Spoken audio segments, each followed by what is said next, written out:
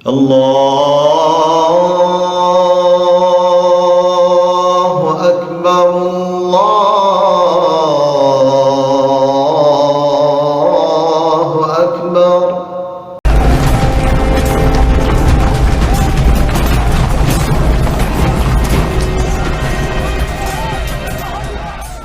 پیارے دوستو، السلام علیکم ورحمۃ اللہ وبرکاتہ. میں آپ کا میزبان علی عادل خان حاضر ہوں اور آپ دیکھ رہے ہیں راہ سکون چینل. آج ہم جس موضوع پر بات کریں گے وہ قرآن کریم کی آیات کا شان نزول ہے اور فہم القرآن ہے. یعنی ہم قرآن آیات کو کیسے سمجھیں گے جب تک اس کے شان نزول کا ہمیں اندازہ نہیں ہوگا، اور اس کو بتایا بھی نہیں گیا، نہ سمجھنے کی کوشش کی نہ بتانے کی کوشش کی گئی. یہ ایک گیپ رہا. اس گیپ کو ختم کرنے کے لیے اس پروگرام کی ہم نے شروعات کی ہے. اس کی سیریز رہے گی اور یہ قرآنی آیات کے نزول کے پس منظر میں یہ پورا پروگرام چلے گا. آپ ہمارے ساتھ تمام ایپیسوڈز کو دیکھیں گے تو امید ہے کہ آپ کو بہت کچھ قرآن کریم کا ڈیپتھ نالج ہوگی اور آپ سمجھ پائیں گے کہ کون سی آیت کا پس منظر کیا ہے اور کب نازل ہوئی تھی. اس پورے ٹاپک پر بات کرنے کے لیے ہمارے ساتھ خاص مہمان موجود ہیں ڈاکٹر سلیم احمد خان. ڈاکٹر سلیم احمد خان صاحب نے علی گڑھ مسلم یونیورسٹی سے تھیولوجی ڈپارٹمنٹ سے اس سبجیکٹ پر پی ایچ ڈی کیا ہے. تو اپنے خصوصی مہمان کا استقبال کرتے ہیں. ڈاکٹر سلیم احمد خان، راہ سکون چینل پر آپ کا خیر مقدم. جزاک اللہ خیر. آپ نے اس سبجیکٹ کو کیوں چنا اور اس کا کیا فیض ملت اسلامیہ کو یا پوری انسانیت کو پہنچ سکتا ہے؟ جب میں نے پی ایچ ڈی کرنے کا ارادہ کیا تو پہلے سے ہی دل یہ تھا کہ قرآن کریم اللہ تعالیٰ کی منزل کتاب ہے اور انسانیت کے لیے ایک راہ ہے. یہ جتنا ہم اس میں غور و فکر کریں گے، جتنا ہم اس کے بارے میں پڑھیں گے، اتنے ہی ہمارے سامنے راہیں کھلیں گی اور ہم انسانیت کی رہنمائی کر سکیں گے. اس سلسلے میں غور و فکر کرنے کے بعد یہ بات سمجھ میں آئی کہ آج سب سے زیادہ ضرورت ہے انسانیت کو. میں مسلمان نہیں کہہ رہا، انسانیت کو اس بات کی ضرورت ہے کہ وہ قرآن کی تعلیمات کی طرف آئے تاکہ اس کی زندگی میں سکون آئے، امن آئے اور وہ حیات طیبہ والی زندگی گزارنے کی حیات طیبہ اسے میسر ہو. تو اس کے لیے ہمیں قرآن کریم کی طرف لوٹنا ہوگا، رجوع الی القرآن کرنا ہوگا. اور رجوع الی القرآن کرنے کے لیے سب سے زیادہ ضروری ہے قرآن کریم کو سمجھنا. قرآن کریم کو سمجھنے کے لیے جو قرآن کریم کے بعض مقامات ہیں ان کو کما حقہ سمجھنے کے لیے، صحیح طور پر سمجھنے کے لیے شان نزول کی اور پس منظر کی ضرورت ہوتی ہے. اور یہ بات قرآن کریم کے ساتھ ہی خاص نہیں ہے. آپ کسی غالب کے شعر کو بھی پڑھ لیجیے تو اس شعر کو آپ جبھی سمجھ پائیں گے جو انہوں نے جس پس منظر میں انہوں نے کہا ہوگا. اگر آپ کو غالب کے شعر کا پس منظر نہیں معلوم ہوگا تو آپ اس کے شعر کا حق ادا نہیں کر پائیں گے. تو ایسے ہی قرآن کریم کو بھی کما حقہ سمجھنے کے لیے ہمیں پس منظر کا معلوم ہونا ضروری ہے.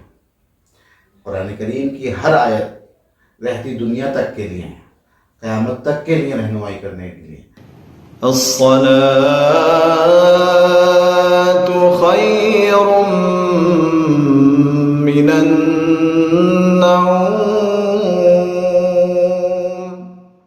لیکن اس سے رہنمائی کیسے حاصل کی جائے گی؟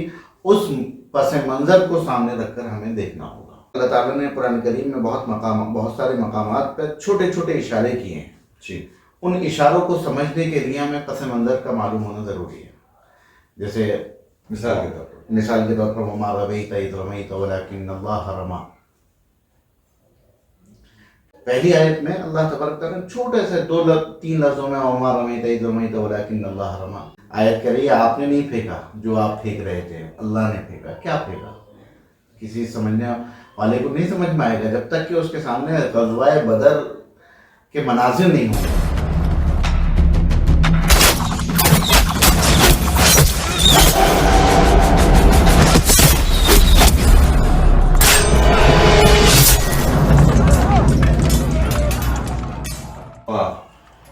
یہ غزوہ بدر کے موقع پر یہ آیت نازل ہوئی تھی کہ اللہ تبارک تعالیٰ نے وہ رات جو غزوہ بدر سے پہلے والی رات تھی، مسلمان 313 اور اس کے سامنے ایک بہت بڑا لشکر پورے آب و تاب کے ساتھ مکہ آ گیا تھا مسلمانوں کو ختم کرنے کے لیے. پوری رات اللہ کے نبی علیہ السلام نے دعاؤں میں گزاری کہ اللہ یہ مٹھی بھر مسلمان ہیں اگر یہ آج ختم ہو گئے تو قیامت تک کے گلوئے زمین پر کوئی نام لینے والا نہیں ہوگا. وہ کیفیت کے ساتھ جو اللہ تبارک اللہ کے نبی نے دعا مانگی تھی، تو ایک جذب کے ساتھ، کیفیت کے ساتھ جو دعا مانگی تھی، کہ جس کیفیت کو دیکھ کر حضرت ابو بکر نے بھی کہا تھا کہ اللہ کے رسول بہت ہو گیا.